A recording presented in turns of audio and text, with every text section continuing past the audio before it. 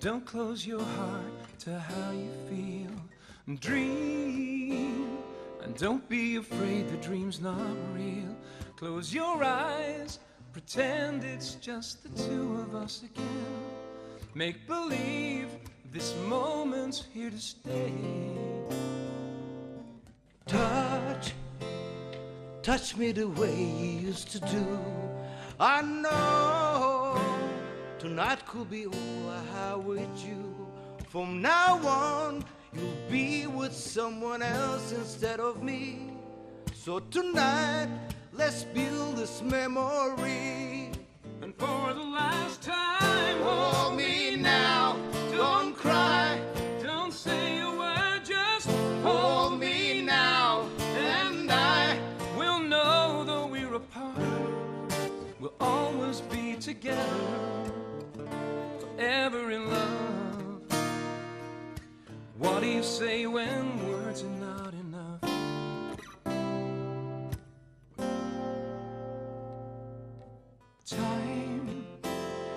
Time will be kind once we're apart, and your tears will have no place in your heart. I wish I could say how much I'll miss you when you're gone, how my love for you will go on and on and hold me now, don't cry. Don't say a word, just Hold me now, and try to understand that I hope at last you found what you've been searching for. And though I won't be there anymore, I will always love you. Don't say a word, just hold me now, and I will know though we're apart, we'll always be together, forever in love. What do you say when words are not enough? What can I say now? My words are not enough.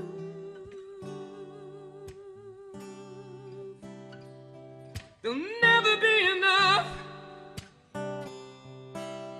No, no, no, no, no, no, no, no, no, no. Never be enough. Johnny, Fuat, how are you, man? hoş geldiniz. Welcome to Dublin. You start speaking Turkish first. En büyük Türkiye, başka bir yok. And merhaba and hoş geldiniz. Welcome to Dublin. Yeah, everybody knows you like Johnny Logan, but Yeah. I will call you Sean. Sean, we worked Okay. together in '84 in Taksim, Tiyatrosu. Yeah. You, me, In Open Air Theatre. Masar and Masar Özkan, Özkan, yeah. and Nilüfer and Nilüfer and what else? who else was in the show? Nuket? Nuket. Nuket? No, Nuket No. wasn't in it. No, What? sure, I met Nuket at that time, but Yeah. Nilüfer was in it. It was just the three of us, I think. Yeah, I and think a so. great band, yeah. Oh yeah, it was three of us. Yeah.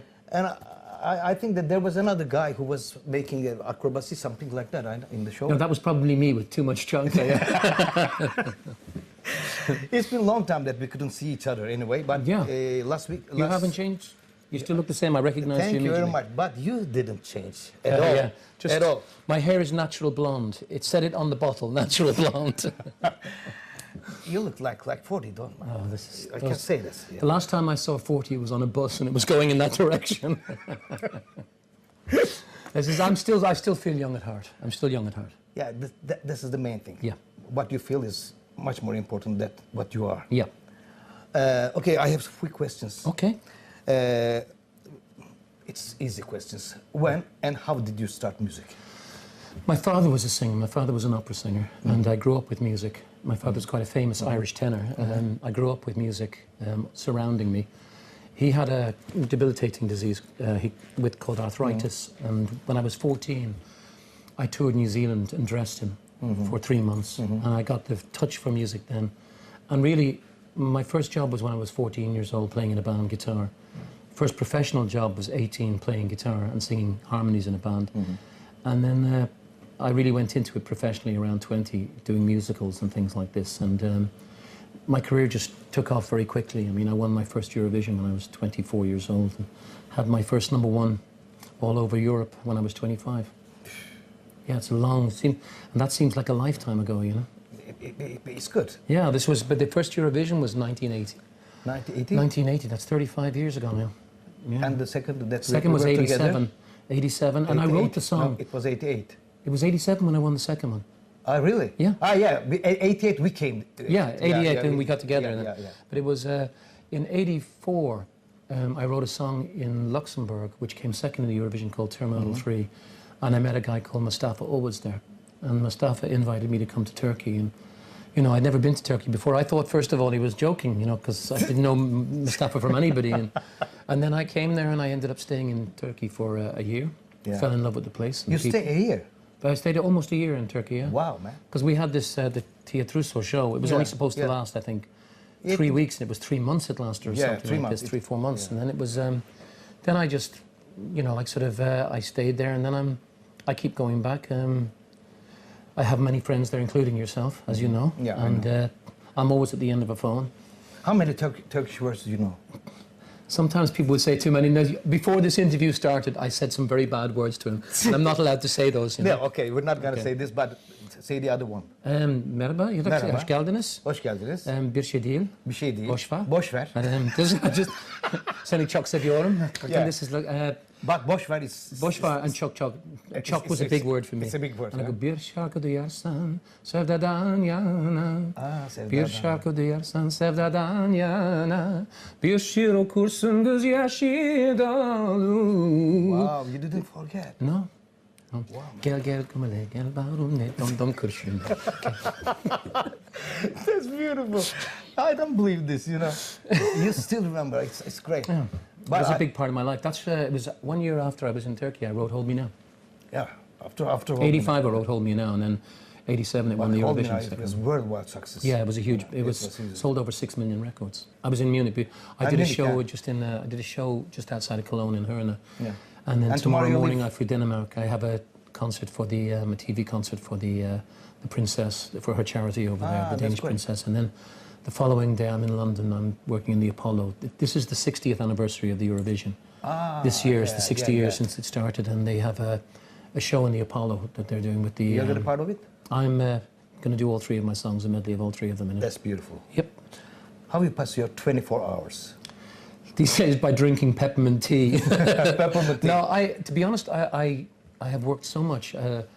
In the last few years, I've had double platinum albums in Scandinavia. All my band are from Denmark. The band is in Denmark? My band are Danish, and my brother... How many people? There's 6 guys in Denmark in the band, and 5 guys in Denmark, and my soundman is 6, and then my brother Michael works with me, and he's from Manchester, and then we meet up and we do concerts in Germany, all over Europe, and it's like you know what it's like to play with a band, like with the MFO. How long did you play with the guys? It was like a family. It's nice, and you also, you know, it's necessary to have people around you that care about you, because this business is a very lonely business sometimes. Yeah, this band is only belong to you, or they play with? They're all different, lots of different guys, but they mainly play with me. When I make a phone call, they come to me. That's beautiful. Which one do you prefer, write songs or perform songs? Both. Both. 2 of them, the performance, you know, you're a performer, you understand this. You never lose the need to make contact with people. And also this feeling that you get when you sing for people, and you know you're doing a great show, you have this contact, and the way it fills you up, you never lose this. But songwriting is therapeutic. It's like therapy. You get rid of the feelings, your anger, you get rid of the love inside, all of the things that go on inside you come out through your songwriting. You didn't lose your enthusiasm to compose songs. No, I love it. Beautiful. I'm going to Malta next week to a friend of mine, has a villa there, and I've never been to Gozo. It's an island just off Malta, and I locked myself away there for a few weeks. I'm going to write. I have to write the next. I've done the first 4 songs for my next CD, and I have to write another 4 now. There are 2 sessions of 4. That 8 songs is enough for an album? No, 12. 12. There'll be another 2 more sessions. Now we did in Turkey 8 songs only. Really? Because nobody listened to the songs, you know, because it's finished. There's no album anymore. Yeah, there's always downloading. But don't you think, you know, I feel that the music industry has to change. It has to change back, because nowadays record companies... It has to change back, you said. Because record companies are now irrelevant to people like us. You know, unless you have a distribution deal with them. But as record companies, they don't have promotion departments like we used to have, radio pluggers. All these things are gone. And I think nowadays people download for next to nothing, and musicians get paid very, very little for the music that they make. Yeah. And if you don't, it makes sense that if you don't get paid for it, if you don't have money coming in, how can you have money going back out? That's why so you can't afford to keep making records. So something has to change. Yeah, but it's, you know, also you asked the very beginning of this interview, you asked a question about, you know, the Eurovision, where it is, and I said it reflects X Factor and things like this. The problem with shows like X Factor and Pop Stars and all of this is people want fame. I speak for both of us in this because we spent a lot of time over Chankaya and Raki and things like this back in the old days. But you know, this is back in the old days, back in the 80s when we were working together. We talked about this a lot, and you know, it wasn't fame. Fame comes with it, but it's the love of what you do. It's the love of the music. This is why you know, and you're good at it. And the thing is that being good at it, you want to be great at it. It's like being a Sama, being a cameraman, being whatever you do. You want to be the best you can be at doing this. That seems to be gone from the business. People want fame.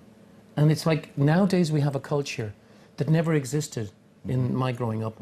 It's fame for fame. It's just people who are famous just for being famous. They don't do anything. They're just famous. Like, you know, this is, and it's very sad.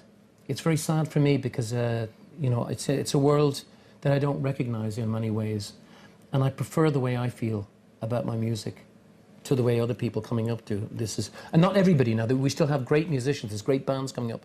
I just say this is mainstream. This, it seems to me to be the mainstream. You still have underground artists coming up and, you know, alternative artists and people like Ed Sheeran, or you have the occasional breakthrough like Adele or something like this that come up with a great album. We changed the business back round to where there's a reward for being great. A financial reward that you can reinvest into the music, then I don't think like sort of the music business can continue the way it is.